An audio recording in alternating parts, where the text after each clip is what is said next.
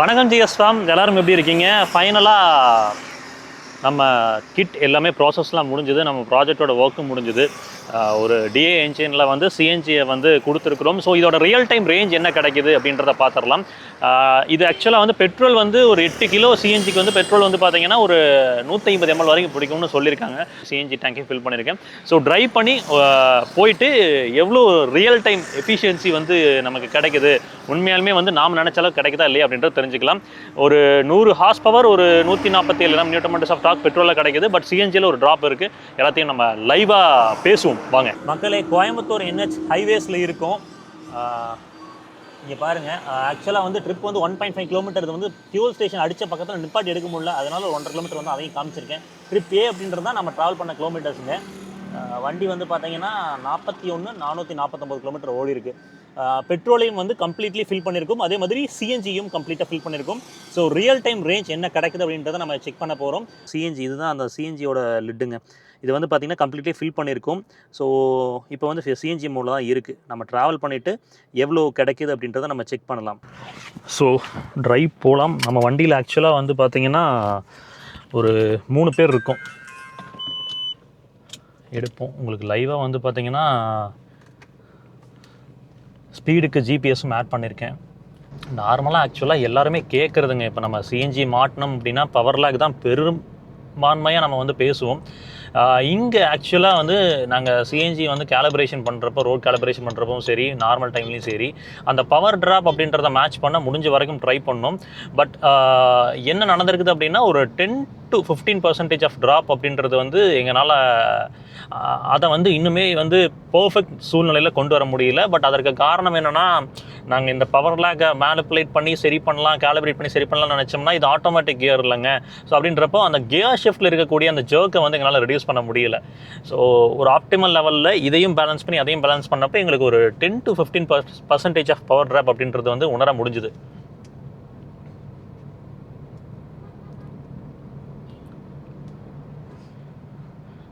Aedes போகிறப்போ அதே மாதிரி அந்த கியர் ஷிஃப்ட் இருக்குல்லங்க, அதில் ஒரு ஸ்லைட்டான ஒரு டிலே இருக்கும். அதாவது முன்னாடி வந்து பயங்கர ஸ்லீக்காக டக்குன்னு ஷிஃப்ட் ஆகும் பார்த்தீங்களா, அதில் வந்து ஒரு சின்ன ட்ராப் உங்களுக்கு தெரியும். காரணம் வந்து அந்த சிஎன்ஜியோட பவர் லாஸ் அப்படின்ற விஷயம். அந்த டார்க்கோட அவுட்புட் அப்படின்றது வந்து அந்த அளவுக்கு வந்து அக்ரெசிவாக வந்து சிஎன்ஜியில் கிடைக்காது. அதனால உங்களுக்கு அது ஒரு சின்ன ஒரு குறைபாடாக மேபி தெரியலாம். இப்போ நம்ம ஓவர்டேக் எடுக்கலாம் ட்ரை பண்ணுறோம் அப்படின்னா அதெல்லாம் பிரச்சனையே கிடையாது. ஒரு முதல்ல அழுத்தினதை விட ஒரு ஸ்டெப் ஸ்லாம் பண்ணி நீங்கள் எடுத்தீங்கன்னா அழகாக டவுன் ஷிஃப்ட் பண்ணி அந்த பவர் அப்படியே எடுத்து கொடுக்கும்.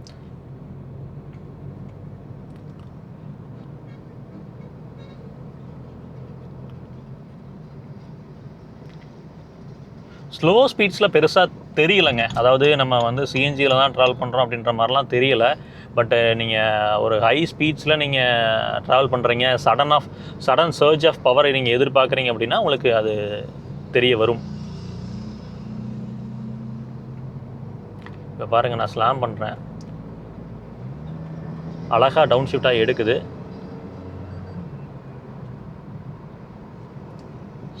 ஸோ பவர் டெலிவரியை பொறுத்த வரைக்கும் ஒரு காமன் மேனாக ஓட்டினீங்கன்னா குறை தெரியாது. மேபி வந்து நம்ம ஆல்ரெடி வந்து டர்போ போட்டோல்ஸில் பழகி இருந்தோம், அதிலே ஊறி இருந்தோம் அப்படின்னா மட்டும்தான் அந்த பவர் லேக் அப்படின்றது தெரிய வரும். சரி, ஓகே, ஃபைன். நம்ம ஒரு ஹைவேஸ் எடுப்போம். ஹைவேஸ் எடுத்து ஒரு ஸ்டேபிளான ஸ்பீட்ஸை மெயின்டைன் பண்ண ட்ரை பண்ணுவோம். ரொம்ப ஸ்லோவும் வேண்டாம், ரொம்ப ஸ்பீடாகவும் வேண்டாம், ஸ்டேபிள் ஸ்பீட்ஸை மெயின்டைன் பண்ணி எப்படி இருக்குன்னு சொல்கிறேன். அதே மாதிரி ஹை ஸ்பீட்ஸ் அங்கங்கே ட்ரை பண்ணுறேன். ஸோ தட் வந்து எந்த அளவுக்கு வந்து அந்த பவர் சர்ஜ் இருக்குது அப்படின்றத நம்ம எவிடென்ட்டாக பேச முடியும். இப்போ ஒரு நேஷனல் ஹைவேஸ் வந்துட்டோங்க. நம்ம ஈரோடு டு கோயம்புத்தூர் போகிற ரோடு தான். நம்ம இதில் கொஞ்சம் ஸ்பீட் பில்ட் பண்ணியே ஓட்டுவோம்.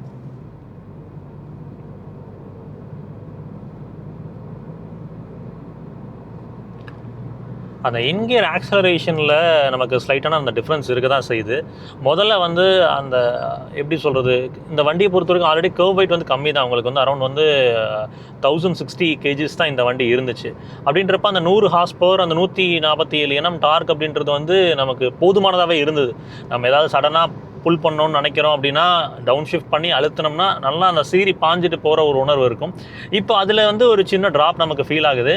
பட் பேசிக்கலி நம்ம என்னென்னா ஒரு 100 to 120 மெயின்டைன் பண்ணுறப்போ சிஎன்ஜியில் போகிறது நல்லது. ஹையர் ஸ்பீட்ஸ் போகிறோம் அப்படின்னா ஒரு 120 130 தாண்டி விரட்டுறோம் அப்படின்னா பெட்ரோலில் மாறிக்கிறது நல்லது. ஏன்னா நம்ம இன்டெக் மேனிஃபோல்ட் வழியாக தான் வந்து இந்த இன்ஜெக்ஷன் அப்படின்றத கொடுத்துருக்கோம், அந்த சிஎன்ஜியோட இன்ஜெக்ஷன் அப்படின்றது கொடுத்துருக்கோம். அப்படின்றப்ப ரொம்ப ஹெவியாக நம்ம வந்து அதோட லிமிட்ஸை தாண்டி புஷ் பண்ணுறப்போ அந்த இன்டெக் மேனிஃபோல்டெல்லாம் பாதிக்கப்படுறதுக்கான வாய்ப்புகள் இருக்குது.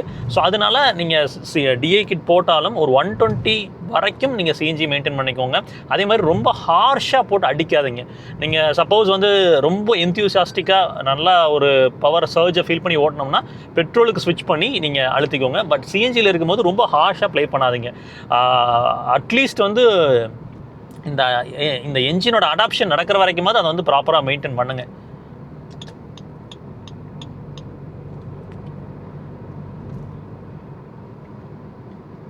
இது இல்லாமல் வந்து ஹெவி வெதர் டெஸ்ட் அப்படின்னு சொல்லி ஒரு ரொம்ப குளிராக இருக்கக்கூடிய இடம் டெம்பரேச்சர் நாங்கள் செக் பண்ணிகிட்டு இருக்கோம். ஸோ எங்கே வந்து ரொம்ப குளிர் அதிகமாக இருக்குது, டெம்பரேச்சர் டவுன் த லைன் கம்மியாக இருக்குதுன்னு பார்த்துட்டு அங்கே வந்து ஒரு நைட் ட்ரைவ் எடுக்க போகிறோம். ஸோ ஒரு 12 to 11 டிகிரி செல்சியஸில் இருக்கக்கூடிய இடத்துல நம்ம ட்ராவல் பண்ணுறப்போ, சிஎன்ஜியில் ட்ராவல் பண்ணுறப்போ ஏதாவது வித்தியாசம் இருக்கா அப்படின்றதையும் நம்ம டெஸ்ட் பண்ணிடலாம். என்னை பொறுத்த வரைக்கும் இந்த டர்போ பெட்ரோல்ஸ் வச்சுருக்கவங்கலாம் வந்து பார்த்திங்கன்னா பர்ஃபார்மன்ஸ் ஓரியன்டாக பார்த்து தான் எடுத்திருப்பாங்க. பட் அதில் வந்து மைலேஜ் கிடைக்காதது ஒரு மிகப்பெரிய ஒரு பேரியராக இருந்துச்சு. நமக்குமே மனசில் அது ஓடிட்டே இருந்துச்சு, இது எப்படியாவது சால்வ் பண்ண முடிஞ்சதுன்னா நல்லா இருக்குமேனு. ஸோ அதனால தான் இந்த டிஐ சிஎன்ஜி கிட் அப்படின்றது. இந்த பிராண்ட் வந்து இப்போ ஆக்சுவலாக வந்து மஹேந்திரா அண்டு இன்னொரு பிராண்ட் டொயோட்டா கிட்ட வந்து அப்ரோச்சில் இருக்கிறதா சொல்கிறாங்க குளோபலி. அப்புறம் கவர்மெண்ட் கிட்டையும் அப்ரோச் பண்ணியிருப்பதா தெரிய வந்திருக்குது. ஸோ சப்போஸ் இது வந்து சக்ஸஸ்ஃபுல்லாக இருக்குது அப்படின்ற பட்சத்தில் நீங்கள் பிராண்ட்ஸ்லேயும் டைரக்ட் இன்ஜெக்ஷன் அதாவது டர்போ பெட்ரோல்ஸ்லையும் நீங்கள் சிஎன்ஜிஸ் பார்க்க முடியும்.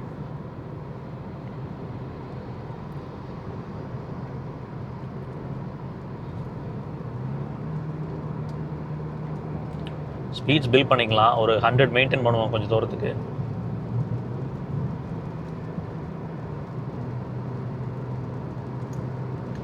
கரெக்டாக வந்து 100ல் வந்து க்ரூஸ் செட் பண்ணியிருக்கேன். ஜிபிஎஸ்சில் ஆக்சுவலி வந்து மேபி இதோட கம்மியாக காமிக்கலாம். ஏன்னா இந்த ஸ்பீடோக்கும் அந்த ஜிபிஎஸ்சில் இருக்க ஸ்பீடோக்கும் வந்து ஸ்லைட்டான வேரியேஷன் இருக்கும். சவுந்தர் எவ்வளோ வேரியேஷன் வருது? 95 காமிச்சிட்ருக்கு. ஓகே.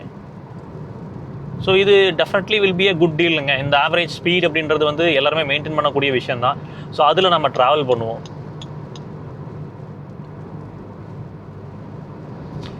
அப்புறம் சிஎன்ஜி மாட்டினதுக்கப்புறம் வந்து எல்லாருமே சொல்கிறது ரியரோட ஷாக்ஸுங்க. ஆக்சுவலாக வந்து அது ஒரு நீங்கள் கேஷுவலாக பார்த்தா ஒரு 75 கிலோ தான் இந்த டேங்க்கு எல்லாமே கம்ப்ளீட்டாக ஃபில்லாக இருக்கிறப்போ. பட் இந்த 75 கிலோ வந்து ஒரு காமன் மேன் ஒருத்தர் உட்காந்தா அந்த 75 கிலோ அப்படின்றது இருக்கும். அப்போது அது வந்து அப்பப்போ உட்காரது வேறு, ரெகுலராகவே அந்த 75 கிலோ அங்கே பில்டப் ஆகிட்டு இருக்குதுங்கிறது அந்த ஷாக்ஸுக்கு கண்டிப்பாக வந்து லாங் டேர்மில் பிரச்சனைகளை கொடுக்கலாம். நாங்கள் என்ன பண்ணியிருக்கோம்னா ஃப்ராங் சிஎன்ஜி வரும் பார்த்தீங்களா, அந்த ஷாக்ஸ் அண்ட் செட் ஆஃப் திங்ஸை வந்து பின்னாடி நாங்கள் வந்து ப்ளங்க் பண்ணியிருக்கோம். ஸோ தட் வந்து அதில் எந்த விதமான பிரச்சனை வந்துடக்கூடாது அப்படின்றதால.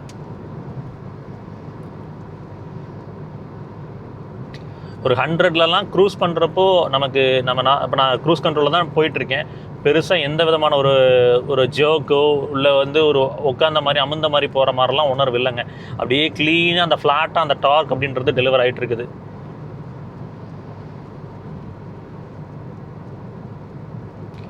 இது இல்லாமல் நேச்சுரலி ஆஸ்பிரேட்டட் என்ஜின் வச்சுருக்கவங்க நிறைய பேர், எக்ஸல்ஸுக்கு வச்சுருக்கவங்க கேட்டிருந்தாங்க.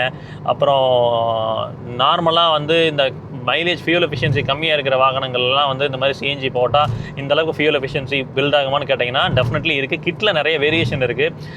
அரௌண்ட் வந்து 60,000 ப்ரைஸிங்கில் ஒரு கிட் இருக்குது. ஸோ அந்த கிட் போடுறப்போ வந்து பர்ஃபார்மன்ஸில் இருக்கக்கூடிய லேகையும் வந்து மேட்ச் பண்ணி கொடுத்துரும். பெரிதான ஒரு லேக் இருக்காது. அதே சமயம் நமக்கு வந்து ஃபியூல் எஃபிஷியன்சி வந்து கொஞ்சம் பெட்டராக இருக்கும். 30லாம் நேச்சுரல் ஆஸ்பிரேட்டரில் ஈஸியாக எடுக்கலாங்க.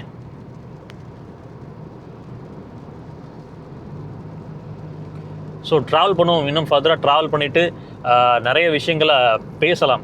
மழை நல்லா பெஞ்சிட்டு இருக்கு. ஆக்சுவலாக கிளைமேட் சூப்பராக இருக்குது ட்ரைவ் பண்ணுறதுக்கு. ப்ரோ வணக்கம். வணக்கம் ப்ரோ. நம்ம கூட தமிழ் மோட்டார் 360லேருந்து கார்த்திக் ப்ரோ இணைஞ்சிருக்காரு. ஒரு ரேஞ்ச் டெஸ்ட் பண்ணிடலான்ட்டுங்க ப்ரோ. ஆக்சுவலாக நம்ம எல்லாமே முடிச்சிட்டோம், நாம் ட்ரையல் பார்த்துட்டோம். சரி லைவாக ஒரு ரேஞ்ச் டெஸ்ட் பண்ணிடலாம் அப்படின்னு சொல்லிட்டுங்க ப்ரோ. ஓகே. அப்புறம் மக்களுக்குமே வந்து இது எப்படி ப்ராசஸ் அப்படின்றத கிளிம்ஸாக சொல்லிடுறேன். டீட்டெயில்டாக வேணும்னா ஒரு டீட்டெயில்டு வீடியோ நம்ம ஆல்ரெடி பண்ணியிருக்கோம், அதுக்கான லிங்க் நான் கொடுத்துருக்கேன், நீங்கள் அதை செக் பண்ணுங்கள். டைரக்ட் இன்ஜெக்ஷனை பொறுத்த வரைக்கும் வந்து எல்லாத்துக்குமே தெரியும், கம்பஷன் சேம்பருக்குள்ளே தான் அந்த ஃபியூல் இக்னிஷன் அப்படின்றது நடக்கும். ஸ்பார்க் ப்ளக்குமே வந்து பார்த்திங்கன்னா இப்படி இருக்கும். உங்களுக்கு இந்த பக்கம் வந்து இன்ஜெக்ஷன் வந்து ஃபியூல் இக்னிஷன் சொல்லிட்டு ஃபியூல் இன்ஜெக்ஷன் அப்படின்றது இப்படி நடக்கும், ஸ்பார்க் பிளக்குங்கிறது இப்படி இருக்கும். அப்போது நம்ம இந்த சிஎன்ஜியை வந்து நம்ம எப்படி பண்ணலாம் அப்படின்னா கம்பஷன் சேம்பரில் வந்து நம்ம ட்ரில் பண்ண முடியாது. அப்போ இன்டெக் மேனிஃபோல்டு வழியாக கொடுக்கலான்ட்டுங்க ப்ரோ. இன்டெக் மேனிஃபோல்டு வழியாக நம்ம வந்து இன்ஜெக்டரை வச்சு நம்ம கொடுத்துருக்கோங்க. அதாவது காற்று போகிறப்ப கூடவே வந்து கேஸும் உள்ளே போயிருங்க. ஸோ அப்படி தான் ட்ரை பண்ணியிருக்கோம். ஸோ இதுக்கு வந்து சிஎன்ஜியோட ப்ரெஷர் லெவல் மெயின்டைன் பண்ணணும். அதே மாதிரி டிஐ என்ஜினோட ஃபியூல் லெவலில் வந்து ஆப்டிமல் லெவலில் கொடுக்கணும். ஏன்னா இது வந்து சிஎன்ஜி வந்து ட்ரை கேஸ் அப்படின்றனால ப்ரோ, கம்பஷன் ட்ரையாக நடக்கும் அப்படின்றனால அந்த லூப்ரிகேஷன் மிஸ் அவுட் ஆகும். பெட்ரோல் நடக்கிற லூப்ரிகேஷன் உள்ள வந்து மிஸ் அவுட் ஆகும். அதுக்கு பெட்ரோலோட இன்புட்டும் கொஞ்சம் கொடுக்கணும் நம்ம. அப்போது நாங்கள் என்னென்னா இது வந்து ஒரு 10 to 150 mlங்க, கிட்டத்தட்ட வந்து ஒரு 8 kgக்கு ஒரு 10 to 150 ml வரைக்கும் வந்து ஃபியூலை வந்து பெட்ரோலை வந்து யூட்டிலைஸ் பண்ணிக்கிற மாதிரி தான் கொடுத்துருக்கோம். ஸோ ஃபியூலோட இன்ஜெக்ஷனும் இருக்கும், பெட்ரோலோட இன்ஜெக்ஷனும் இருக்கும், கூட வந்து சிஎன்ஜியும் இருக்கும். ஸோ அந்த லூப்ரிகேஷன் அப்படின்றது மிஸ் அவுட் ஆகாமல் இருக்கும். அது வந்து இன்ஜினோட லாங்கிவிட்டி பாதிக்கக்கூடாது இல்லைங்க ப்ரோ, அதுக்காக அப்படி பண்ணியிருக்கோம். பரவாயில்லைங்க எனக்கு ப்ரோ இந்த ஐடியா பண்ணது உண்மையில பரவாயில்லைங்க. ஆமாங்க, நீங்க சொல்ற மாதிரி அந்த லூப்ரிகேட் வந்து உள்ள இருந்தா மட்டும் தான். ஆமாங்க, பெட்ரோலோட லூப்ரிகேஷன் மிஸ் அவுட் ஆயிடக்கூடாது. ஏன்னா அது நாளைக்கு எந்த விதமான பிரச்சனையும் கொடுத்துடக்கூடாது அப்படின்றத நாங்கள் நினச்சோங்க.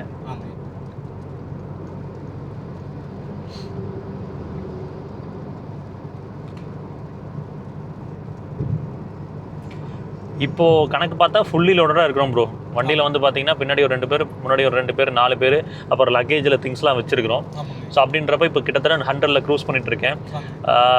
நார்மலாக நேச்சுரலி ஆஸ்பிரேட்டட் என்ஜின்ஸில் ஒரு பிரச்சனை என்ன இருக்குன்னா, சிஎன்ஜியில் ஃபுல்லி லோடடாக இப்படி போகிறப்ப என்னன்னா அந்த மதன்னு போகும், அந்த பவர் லாக் தெரியும் நமக்கு. இது வந்து அழகாக அது பாட்டுக்கு க்ரூஸ் பண்ணி போயிட்டுருக்கு. நம்ம நேத்து ட்ரை பண்ணோங்க நான் ஒரு டைம். ஆமாங்க. எனக்கு அதை ஃபீல் பண்ண முடிஞ்சதுங்க. நார்மலா நம்ம ரெகுலர் இது டர்போ அப்படி சொல்லக்கூடாது, பட் இருந்தாலுமே டர்போ வந்தாலுமே சிஎன்ஜி நம்ம க்ரூஸ் பண்ணும்போது அந்த லேக் இருக்குங்க. பட் நீங்க அந்த பெட்ரோல் வந்து நமக்கு எக்ஸ்ட்ரா நீங்க அடிஷனல் ஆட் பண்ணதுனால அந்த லேக் அப்படின்றது கொஞ்சம் நியூட்ரலைஸ் பண்ணிருக்கு. ஓரளவுக்கு இருக்க தான் செய்யும். கம்பல்சரி வந்து பெட்ரோலுக்கும் இதுக்கும் அந்த லேக் இருக்கும். ஆனால் பெரிதளவில் நோட்டிசபிளாக இல்லை. ரொம்ப ஸ்லாம் பண்ணீங்கன்னா தான் அந்த 10 to 15% டிஃபரன்ஸ் தெரியுது. நார்மல் க்ரூசிங் ஸ்பீடில் அது ஒன்றும் தெரியலைங்க, அந்த அளவுக்கு தெரியல.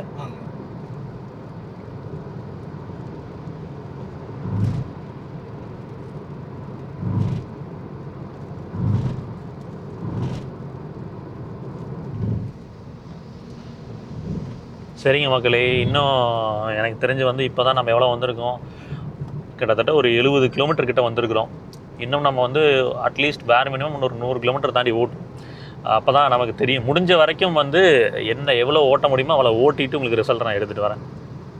கிட்டத்தட்ட ஒரு 100 கிலோமீட்டர்ஸ் ட்ராவல் பண்ணிட்டோம் ப்ரோ. சிட்டிக்குள்ளே வந்தாச்சு, கோயம்புத்தூரில் வந்தாச்சு. நம்ம சிட்டி டிரைவபிலிட்டி எப்படி இருக்குன்னு பேசுவோம் ப்ரோ. ஏன்னா சிஎன்ஜி மாட்டினதுக்கப்புறம் வந்து ஐட்லிங்கில் வந்து எப்படி இருக்குது, சிட்டி டிராஃபிக்கில் வந்து கியர் ஷிஃப்ட் ஆகிறது ஃப்ளூயிடிக்காக இருக்குது அப்படின்றத பற்றியும் பேசினோம்னா மக்களுக்கு இன்னும் பெட்டராக புரிதல் கிடைக்கும். இப்போ இந்த சிஎன்ஜி மாட்டினதுக்கப்புறம் பின்னாடி ஒரு வெயிட் இருக்கிறனால நம்ம ஸ்பீட் பிரேக்கர் ஏறப்போ பார்த்தீங்கன்னா தெரியுதுங்களா, நம்ம கொஞ்சம் கவனம் ஏறணும். அதே ஸ்பீடில் ஏறி இறங்கணும்னா தட்டுது பின்னாடி.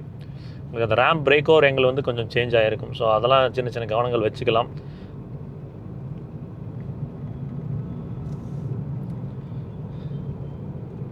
கோயம்புத்தூரை பொறுத்த வரைக்கும் டிராஃபிக் அதிகமாகிட்டே தான் இருக்குது. இந்த பாலம் என்னைக்கு ஓப்பன் பண்ணுறாங்களோ அன்றைக்கி தான் விடிவு காலம் வரும்னு நினைக்கிறேங்க.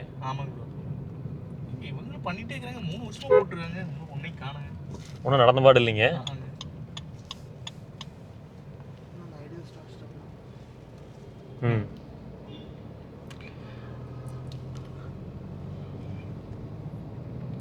அப்புறம் பிரதானமாக ஒரு விஷயம் சொல்லணும். என்னென்னு பார்த்தீங்கன்னா, அந்த ஐடில் ஸ்டார்ட் ஸ்டாப்பை வந்து நிப்பாட்டி வைக்க சொல்கிறாங்க ப்ரோ. அது என்னன்னா, என்ஜின் வந்து ஒவ்வொரு டைமும் ஸ்டார்ட் ஆகும்போது பெட்ரோல்லேருந்து சிஎன்ஜிக்கு ஸ்டார்ட் ஆகிட்டு பெட்ரோல்லேருந்து சிஎன்ஜிக்கு ஸ்விட்ச் ஓவர் ஆகும். அப்போ இந்த ஐடில் ஸ்டார்ட் ஸ்டாப் இருக்கிறப்ப என்னன்னா, ஹெக்டிக்கான டிராஃபிக்கில் உங்களுக்கு தெரியும் இது ரொம்ப அக்ரெசிவாக இருக்கும் ஃப்ராங்ஸில்.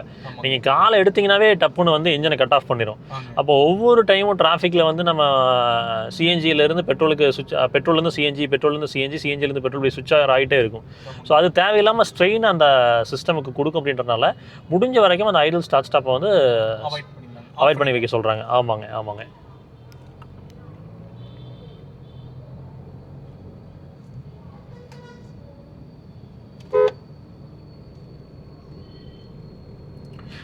லோவர் எண்டில் தெரியுதுங்களா உங்களுக்கு? நல்லாவே தெரியுது. லோவர் எண்டில் வந்து பார்த்தீங்கன்னா அது எடுக்கிறதுக்கான டைம், ஏன்னா ஆக்சுவலாக டர்போ ஸ்பூலிங் ஆகிற வரைக்கும் அந்த 1 லிட்டர் அது ஒர்க் ஆகும் பார்த்தீங்களா, அப்போ வந்து அந்த சிஎன்ஜியில் வந்து நமக்கு அந்த லேக் அப்படின்றது நம்மளால ஃபீல் பண்ண முடியுது.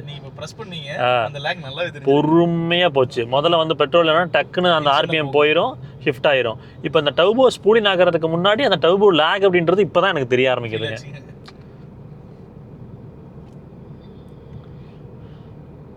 பட் நம்ம வந்தோம்ல ப்ரோ நீலம்பூர் பைபாஸ் மேல. ஆமாங்க. அப்போ நான் அந்த நீங்க சொன்னீங்க நம்ம கூட பேசிட்டு வந்தாங்களா, அது டவுன் ஷிஃப்ட் ஆகும்னு. பட் ஆகலைங்க ப்ரோ. டவுன் ஷிஃப்ட் ஆகல, அதிலே எடுத்துருச்சுங்க. என்னன்னா நமக்கு சிஎன்ஜியில் வந்து அந்த டர்போ லேக் தெரியுது. டர்போ ஸ்பூலிங் ஆகிற வரைக்கும் கொஞ்சம் சிரமப்படுது. ஒன்ஸ் டர்போ ஸ்பூலிங் ஆயிடுச்சுன்னா அந்த பவர் கிடச்சிருதுன்னு வச்சுக்கோங்களேன்.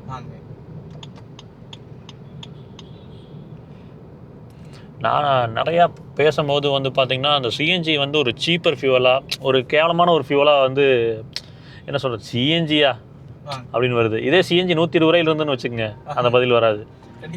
அஃபோர்டபுளாக விலை குறைவாக ஒரு விஷயம் கிடைக்குது அப்படின்னா அது வந்து என்ன சொல்கிறதுங்க, சீப்பாக இருக்கிற மாதிரி போயிடுது. அது ஏன்னு தெரியல. உங்களுக்கு ப்ராக்டிக்கலாக சொல்யூஷன் பாருங்கள். உங்களுக்கு ஃபியூல் எஃபிஷியன்சியும் இருக்குது, பவரில் ஒரு சின்ன ட்ராப் தான். நீங்கள் பெட்ரோல் என்ன கிடைக்குது அதில் வந்து 10 கிலோமீட்டர் அப்படின்ற போது நீங்கள் ஒரு பைக் நீங்கள் தேதியில் பைக்கே 35-40 தான் கொடுக்குது. அப்போ உங்களுக்கு கார் 30 கொடுத்ததுன்னா நீங்கள் எவ்வளோ கன்வீனியண்ட்டாக ட்ராவல் பண்ண முடியும்? லாங் போகிறதுக்குள்ள யோசிக்க ஒரே ஒரு பிரச்சனை, ஒவ்வொரு பங்க்லேயும் ப்ரெஷர் ஒவ்வொரு மாதிரி இருக்குது. ப்ரெஷர் 200க்கு மேலே இருந்தால் தான் கரெக்டாக டேங்க் ஃபில் ஆகுது. இல்லைனா இப்போ நாமளே பார்த்தோம், கண் கூட பார்த்தோம், ஒரு 150-160 ப்ரெஷர் இருக்குதுன்னா அது என்ன கணக்கில் ஃபில் ஆகுதுன்னே நம்மளால் ஐடென்டிஃபை பண்ண முடியல. அப்புறம் இன்றைக்கி பாதி பங்க்கில் சிஎன்ஜி இருக்கிறது இல்லை. அதை வந்து கவர்மெண்ட் தான் கொஞ்சம் முன்னெடுத்து சிஎன்ஜி வந்து இன்ஃப்ரா டெவலப் பண்ணி நமக்கு இந்த மாதிரி தடை இல்லாமல் சிஎன்ஜி வந்து அந்த ஹை ப்ரெஷரில் கிடச்சிதுன்னா ஓகே. அதானியில் பார்த்தீங்கன்னா நீங்கள் ப்ராப்பராக நமக்கு எப்போ போனீங்கனாலும் 200க்கு மேலே தான் பார் ப்ரெஷர் இருக்குது. அப்புறம் பாரத்லேயும் ஒரு சில டைம் பார்க்குறேன் ரொம்ப ரேராக தான் வந்து ப்ரெஷர் கம்மியாக இருக்குது. பட் இந்தியன் ஆயிலில் வந்து அதானி இல்லாத இடத்துல வந்து ரொம்பவே ப்ரெஷர் குறைவாக இருக்குதுங்க. 150 தான் இருக்குது. இப்போ நம்ம இந்தியன் ஆயிலில் தான் ஃபில் பண்ணோம் பார்த்தீங்கன்னா 150 தான் இருக்குது. 150ல் நமக்கு என்ன ஃபில் ஆகுன்னு சொல்லுங்கள். பாதி உங்களுக்கு அந்த ஏரே போயிருங்க. அப்புறம் ஒரு லாங் கியூ இருக்குது. ஸோ சிஎன்ஜி ஸ்டேஷன்ஸ் அதிகமாக வரணும். நம்ம போயிட்டு இருக்கும்போது டிசைர் சிஎன்ஜி, அவரோ சிஎன்ஜில நிறைய இருக்குது. ஆமாங்க. பட் சிஎன்ஜில இன்னொரு அட்வான்டேஜ் பார்த்தீங்கன்னா நம்ம பொல்யூஷன் ஃப்ரீங்க. எமிஷன்ஸ் குறைவு.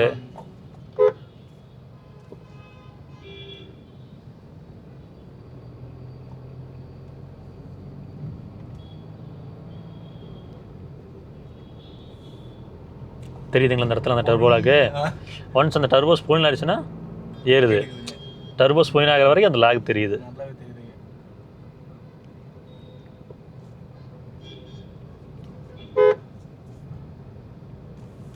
ப்ராக்டிக்கலாக யோசிச்சா ப்ரோ ஒரு சிஎன்ஜி பேர் மினிமம் நான் எக்ஸ்பெக்ட் பண்ணுறது ஒரு 27 பேர் மினிமம் கிடைக்கும்.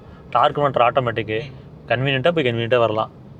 கம்ஃபர்ட் இன்னும் ஹை ரீடர் கிரானோமீட்டரா மாதிரி வண்டியிலலாம் வந்து ப்ளேஸ் பண்ணுறப்போ அங்கேயுமே வந்து கிட்டத்தட்ட 30 எடுக்கலாம் அப்படின்றப்போ, அது நேச்சுரல் ஆஸ்பிரேட் தான் 30 எடுக்கலாம் அப்படின்றப்போ டெஃபினெட்லி அது வந்து ஒரு ஒர்த்த இன்வெஸ்ட்மெண்ட்னு வச்சுக்கோங்களேன். கரெக்டான இடத்துல கரெக்டான முறையில். ஆமாம். ஆனால் எப்படியுமே நான் சொல்கிறது மினிமம் வந்து ஒரு 1500 கிலோமீட்டர் ஓட்டிங்கன்னா மட்டும் சிஎன்ஜி. இல்லைனா நீங்கள் சிஎன்ஜியில் இன்வெஸ்ட் பண்ணுறது பிரயோஜனமாக இருக்காது. ரெகுலர் டிரைவ், அதாவது டீசல் கார் வச்சுருக்காங்க, இப்போ டீசல் கார் அவங்களால எடுக்க முடியல, பெட்ரோல் எடுத்து ஈஸியாக நீங்கள் கன்வெர்ட் பண்ணிக்கலாம். ஒரு மாதம் வந்து பார்த்தீங்கன்னா ஒரு 3000 கிலோமீட்டர் 4000 கிலோமீட்டர் அடிப்பாங்க. 4000 கிலோமீட்டர் பெட்ரோல் அடிச்சு பார்த்தீங்கன்னா கிட்டத்தட்ட எவ்வளோ காஸ்ட்டுங்க, 40,000-50,000 போயிடுங்க. அதுக்கு ஒரு 3 மாத காஸ்ட் வந்து இன்வெஸ்ட் பண்ணோம்னா போதும். அந்த காஸ்ட்டை நம்ம எடுத்துடலாங்க.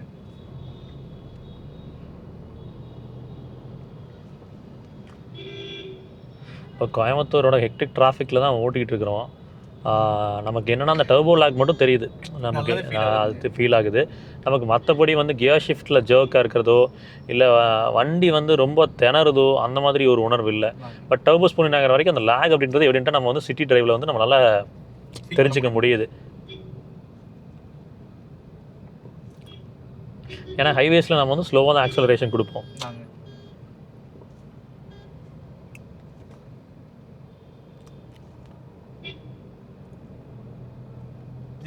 ஓட்டுறாங்க ஒண்ணுமே புரியலீங்க.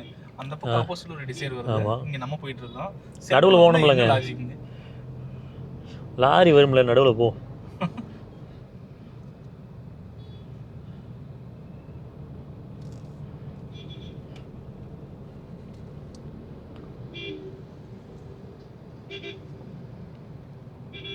இவனை பார்த்தீங்களா, எங்கேயாவது பார்த்தானா, லெஃப்ட்டு பார்த்தானா ரைட்டு பார்த்தானா ஒன்றா நேராக பார்த்து போய்கிட்டே இருக்க வேண்டியதுதான். லெஃப்ட் வண்டி நம்ம லெஃப்ட் ரைட் எடுக்கும்போது லெஃப்ட் பார்க்கணும் ரைட்டு பார்க்கணும்லாம் அவசியமே கிடையாது.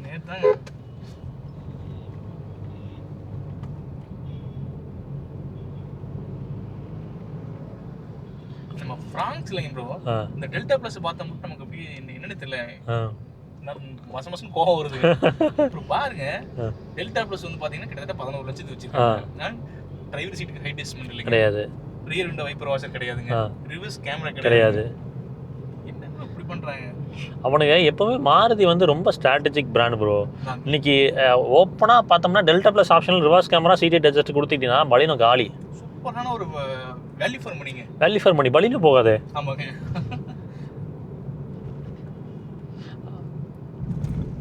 இன்னைக்கு ஒரு மாருதியில் ஒரு நல்ல கார் ஒரு கிராஸ் ஓவர் செக்மெண்ட்ல வேணும் அப்படின்னா பிரீமியம் ஹேட்ச்பேக்கே போக தேவையில்லைங்க, கிராஸ் ஓவரே போய்க்கலாங்க. கிட்டத்தட்ட நம்ம சொல்ற மாதிரிங்க டிரைவர் சீட் ஹைட் அட்ஜஸ்ட்மெண்ட், பின்னாடி ஒரு ரிவர்ஸ் கேமரா கொடுத்தாங்க. ஆமாங்க, ஓகேவா இருக்குங்க.